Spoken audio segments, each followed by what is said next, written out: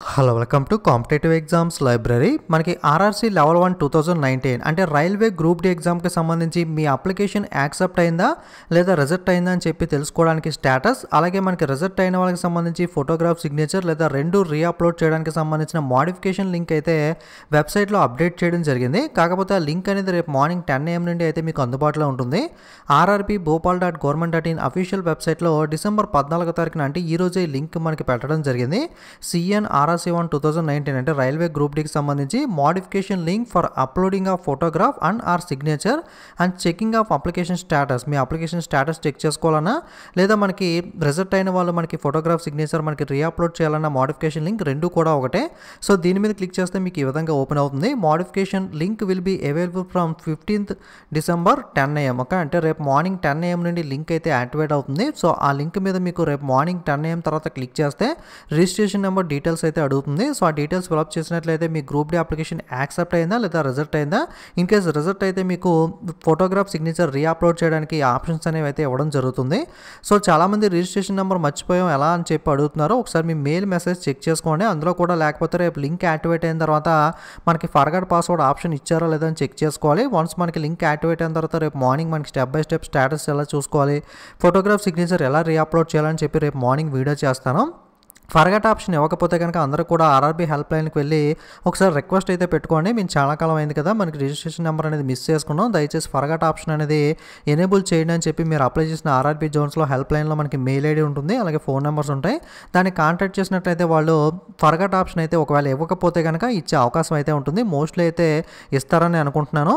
అలాగే మనకి ఎవరైతే రిజెక్ట్ అయిన వాళ్ళు ఉన్నారో మీకు మెసేజెస్ కానీ మెయిల్ కానీ ఆల్రెడీ వచ్చి మీకు కన్ఫర్మేషన్ ఉంటాయి కనుక ఒకసారి ఫోటోగ్రాఫ్ సిగ్నేచర్ అనేది ఆల్రెడీ రెడీ చేసి అయితే పెట్టుకోండి. మనకి నోటిఫికేషన్లో స్కాన్ డాక్యుమెంట్కి సంబంధించి ఫోటో సిగ్నేచర్కి సంబంధించి క్లియర్గా ఇచ్చారు. మీకు ఫోటోగ్రాఫ్ అనేది జేపీజీ ఫార్మేట్లో ఉండాలి, అలాగే 20 to 50 KB సైజులో ఉండాలి, అలాగే సిగ్నేచర్ కూడా 10 to 40 KB సైజులో జేపీజీ ఫార్మేట్లో ఉండాలి. అలాగే మనకి 16.1 మనకి రెఫర్ చేయండి డీటెయిల్స్ కోసం అని చెప్పి ఇవ్వడం జరిగింది.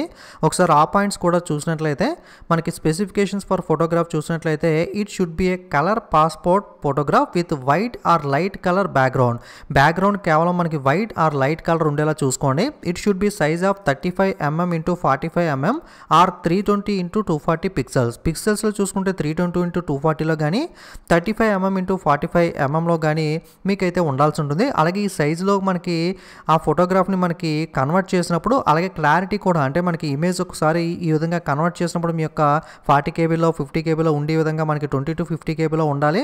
అలాగే సైజ్ ఉండాలి కాబట్టి మీరు అడ్జస్ట్మెంట్ చేసేటప్పుడు ఫోటోగ్రాఫ్ బ్లర్ అయిపోతే కనుక మళ్ళీ రిజెక్ట్ అవుతుంది. సేమ్ సైజ్ ఉండాలి, అలాగే ఫోటోగ్రాఫ్ అనేది క్లియర్గా విజిబుల్గా కూడా ఉండాలి. అలాగే మనకి it should be in JPEG or JPEG format. Okay, జేపీజీలో కానీ జేపీజీ ఫార్మాట్లో కానీ ఉండాలి. Scanned with 100 DPI resolution. మీకు స్కాన్ చేసేటప్పుడు 100 DPI రెజల్యూషన్ అయితే పెట్టి స్కాన్ చేయాల్సి ఉంటుంది. అలాగే సైజ్ వచ్చి 20 to 50 KB అయితే ఉండాలి.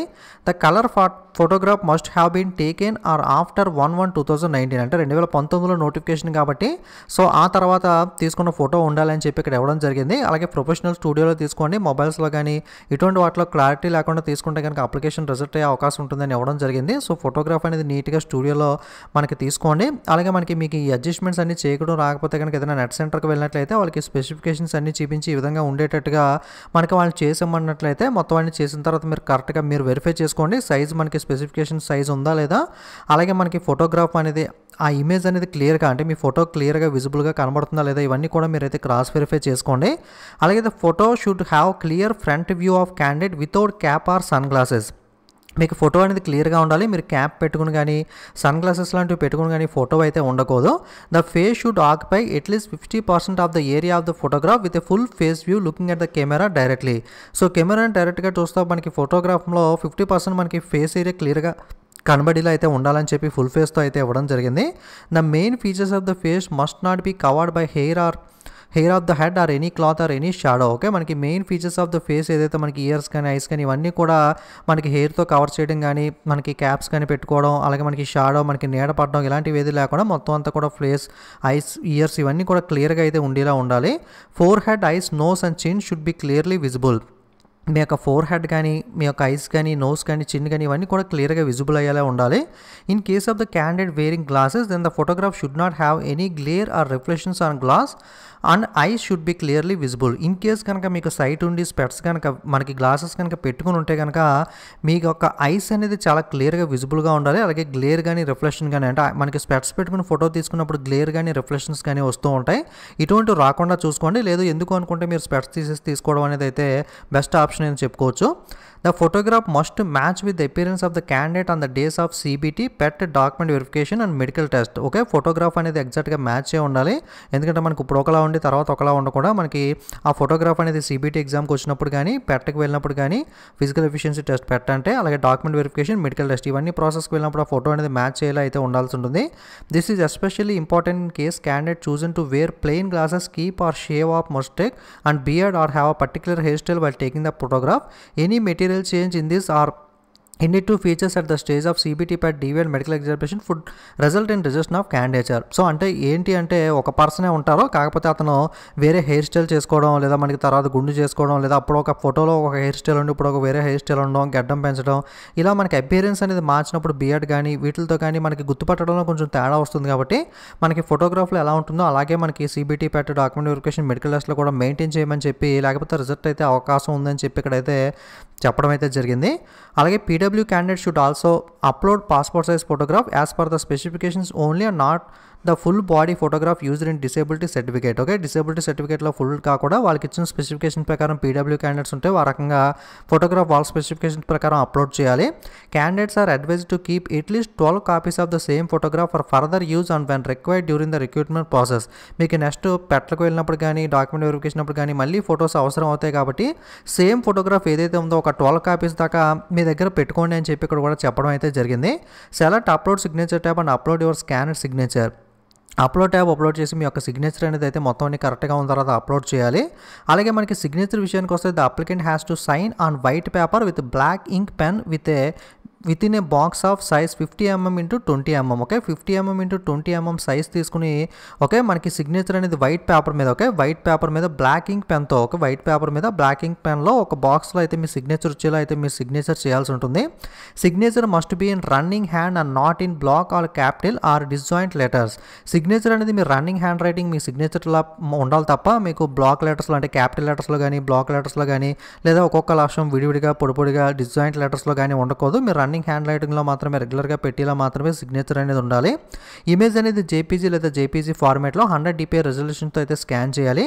డైమెన్షన్స్ వచ్చి 50 mm × 20 mm కానీ 140 × 60 పిక్సెల్స్ కానీ ప్రిఫర్డ్. ఓకే, ఈ విధంగా ఉంటే మంచిదని చెప్తున్నారు. కన్ఫామ్గా అయితే ఇది ఉండాల్సిన అవసరం లేదు.